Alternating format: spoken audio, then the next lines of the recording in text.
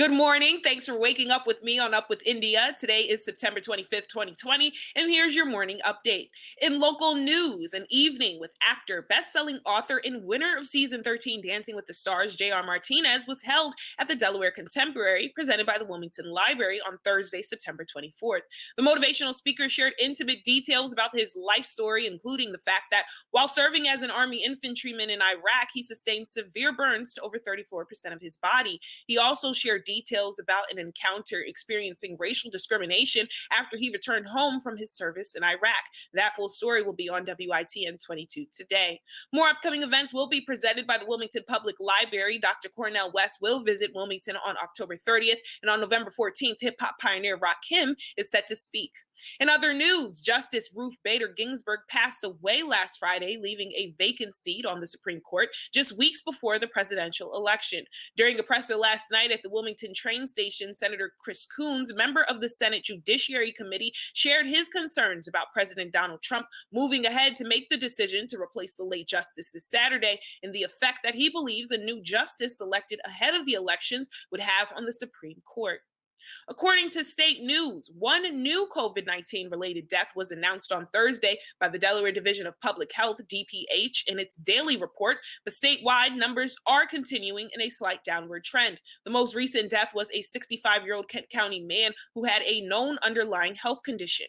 It is the 630th COVID-19 related death in Delaware and the 116th in Kent County, the fewest of the state's 3 counties. Newcastle County has recorded the most deaths with 310, followed by Sussex County, 204. The DPH announced 113 new positive cases of COVID-19 on Thursday, pushing the state's total to 19,947. The DPH also said there are currently 57 individuals hospitalized with COVID-19, a decrease of 4 compared to the previous day. There was an additional 1,755 people who tested negative. The DPH also reported 44 additional recoveries from the virus, bringing that total to 10,487.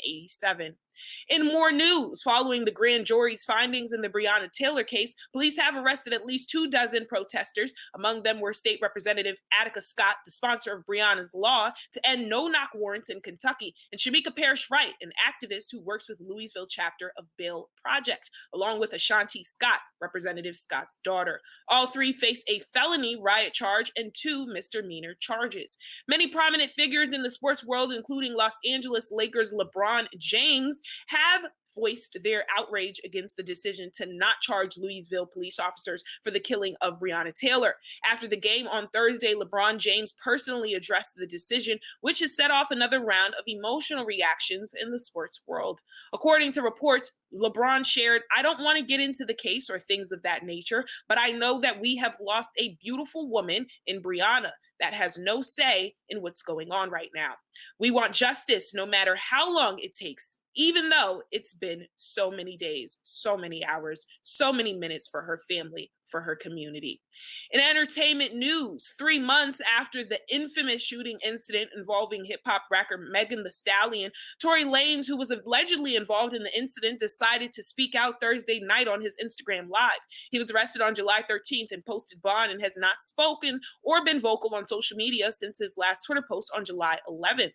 Fans expected an Instagram Live session with Tory Lanez explaining his side of the story, but that's not what it turned out to be. Instead, the rapper released a new song on SoundCloud called Money Over Fallouts, and in parts of the song denied his involvement in the alleged shooting and claimed that people are trying to ruin him. This comes just ahead of a pending court appearance. What are your thoughts on today's news? Make sure to comment below, and don't forget to like and share us on Facebook and Instagram. For more news and updates, make sure to follow us at WITN22 Wilm, and then later this morning, stay tuned for my conversation with the founder of One Village Alliance, Chandra Pitts, to discuss the work that her organization is doing to fight racial inequality and violence of all kind in Delaware and beyond the United States. Thank you so much for watching Up with India. Again, for more news, updates, and information, follow us on social media at WITN22 Wilm.